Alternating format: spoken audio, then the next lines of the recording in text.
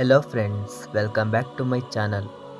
ಇವತ್ತಿನ ಈ ವಿಡಿಯೋದಲ್ಲಿ ನಮ್ಮ ಪ್ರೀತಿಯ ರೆಬೆಲ್ ಸ್ಟಾರ್ ಬಗ್ಗೆ ತಿಳಿದುಕೊಳ್ಳೋಣ ಬನ್ನಿ.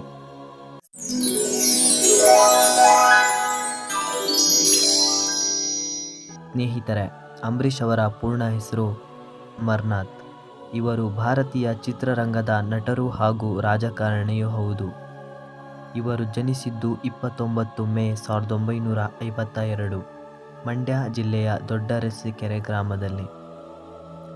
ತಂದೆ ಹುಚ್ಚೇಗೌಡ, ತಾಯಿ ಪದ್ಮಮ್ಮ. ಇವರ ಬಾಲ್ಯ ವಿದ್ಯಾಭ್ಯಾಸ ಮುಗಿಸಿದ್ದು ಮಂಡ್ಯದಲ್ಲಿ. ಪದವಿ ಶಿಕ್ಷಣವನ್ನು ಮೈಸೂರಿನಲ್ಲಿ ಪಡೆದುಕೊಂಡಿದ್ದಾರೆ. ಇವರು 1991 ನಟಿ ಸುಮಲತಾ ಅವರನ್ನು ಮದುವೆಯಾಗ್ತಾರೆ. ಅಂಬರೀಷ್ ಅವರು ಇದುವರೆಗೂ ಸುಮಾರು 220ಕ್ಕೂ ಹೆಚ್ಚು ಸಿನಿಮಾಗಳನ್ನು ಮಾಡಿದ್ದಾರೆ. ಆದರೆ ಇವರ ಮೊದಲ ಚಿತ್ರ, ಮೊದಲ ಡೈಲಾಗ್ ಎಂದೆಂದಿಗೂ ಮರೆಯಲು ಸಾಧ್ಯವಿಲ್ಲ. ನಾಗರಹಾವು ಸಿನಿಮಾದಲ್ಲಿ ನಾಯಕಿಯನ್ನು ಚುಡಾಯಿಸುವ ಜಲೀಲಾ ಎಂಬ ಪಾತ್ರದಲ್ಲಿ ಅಂಬರೀಷ್ ಅವರು ಮಿಂಚಿದ್ದರು. ಹೇ ಬುಲ್ಬುಲ್, ಮಾತಾಡಕ್ಕಿಲ್ವಾ ಎಂದು ಅಂಬಿ ಅವರು ಹೇಳಿದ ಡೈಲಾಗ್ ಈಗಲೂ ಎವರ್ಗ್ರೀನ್ ಆಗಿಯೇ ಉಳಿದುಕೊಂಡಿದೆ. ಪುಟ್ಟಣ್ಣ ಕಣಗಾಲ್ ಅವರು ಜಲೀಲನ ಪಾತ್ರಕ್ಕಾಗಿ ಹಲವು ಯುವ ಪ್ರತಿಭೆಗಳನ್ನು ಪರೀಕ್ಷಿಸಿದ್ದರು.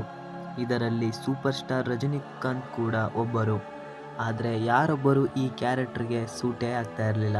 ನಂತರ ಅಂಬರೀಷ್ ಅವರ ಫ್ರೆಂಡ್ ಸಂಗ್ರಾಮ್ ಅವರು ಬಲವಂತದಿಂದ ಅಂಬರೀಷ್ ಅವರಿಗೆ ಒಪ್ಪಿಸುತ್ತಾರೆ. ಪುಟ್ಟಣ್ಣ ಅವರ ಎದುರು ಬಂದರು. ಆಗ ಮೊದಲ ನೋಟದಿಂದಲೇ ಅಂಬರೀಷ್ ಪುಟ್ಟಣ್ಣಗೆ ಇಷ್ಟವಾದರು. ಬಣ್ಣ ಹಚ್ಚಿಸಿ ನಟಿಸಲು ಹೇಳಿದರು. ಟೇಕ್ ಓಕೆ ಆಯಿತು. ಈ ಚಿತ್ರದಿಂದ ವಿಷ್ಣುವರ್ಧನ್ ಎಂಬ ರೊಮ್ಯಾಂಟಿಕ್ ಹೀರೋ ಜೊತೆಗೆ ಅಂಬರೀಷ್ ಎಂಬ ರೆಬೆಲ್ ವಿಲನ್ ಚಿತ್ರರಂಗಕ್ಕೆ ಸಿಕ್ಕರು. ಇಲ್ಲಿಂದ ಅಂಬರೀಷ್ ಮತ್ತು ವಿಷ್ಣು ಸ್ನೇಹಿತರಾದರು. ಇವರಿಬ್ಬರ ಸ್ನೇಹ ಎಷ್ಟರ ಮಟ್ಟಿಗೆ ಅಂದರೆ ಅಂಬಿ ಇಲ್ಲದೆ ವಿಷ್ಣುವರ್ಧನ್ ಅವರು ಎಲ್ಲಿಯೂ ಕಾರ್ಯಕ್ರಮಗಳಿಗೆ ಹೋಗುತ್ತಾನೇ ಇರಲಿಲ್ಲ. ಬಹುಶಃ ಅಂಬರೀಷ್ ಅವರು ಭಾರತದಲ್ಲೇ ಅತಿ ಹೆಚ್ಚು ಮಲ್ಟಿಸ್ಟಾರ್ ಸಿನಿಮಾದಲ್ಲಿ ಅಭಿನಯಿಸಿರುವ ಖ್ಯಾತಿ ಹೊಂದಿದ್ದಾರೆ. ರಾಜ್ಕುಮಾರ್ ಅವರ ಜೊತೆ ಒಡ ಹುಟ್ಟಿದವರು, ವಿಷ್ಣು ಅವರ ಜೊತೆ ಸ್ನೇಹಿತರ ಸವಾಲ್, ಮಹಾಪ್ರಚಂಡರು, ಅವಳ ಹೆಜ್ಜೆ, ದಿಗ್ಗಜರು ಅಂತಹ ಹಿಟ್ ಸಿನಿಮಾವನ್ನು ಮಾಡಿದ್ದಾರೆ. ಕನ್ನಡದ ಈಗಿನ ಬಹುತೇಕ ನಟರ ಜೊತೆಯಲ್ಲೂ ಬಣ್ಣ ಹಚ್ಚಿದ್ದಾರೆ. ಇದು ಅಂಬಿಯ ವಿಶೇಷ ದಾಖಲೆ.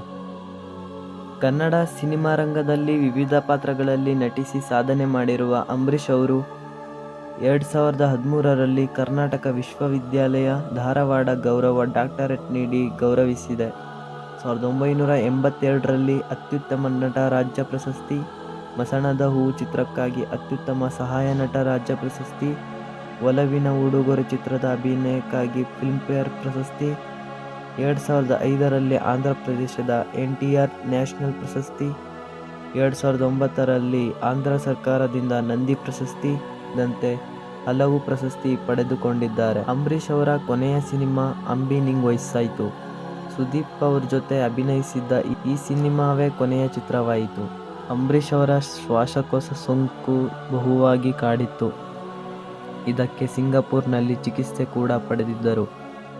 ನವೆಂಬರ್ 24, 2008 ಮಧ್ಯಾಹ್ನ ಮಂಡ್ಯದ ಹತ್ತಿರ ಬಸ್ ಕಾಲುವೆಗೆ ಬಿದ್ದು 30 ಜನ ಮೃತಪಟ್ಟ ವಾರ್ತೆ ಕೇಳಿ ತುಂಬ ದುಃಖಪ್ತರಾಗಿದ್ದರು.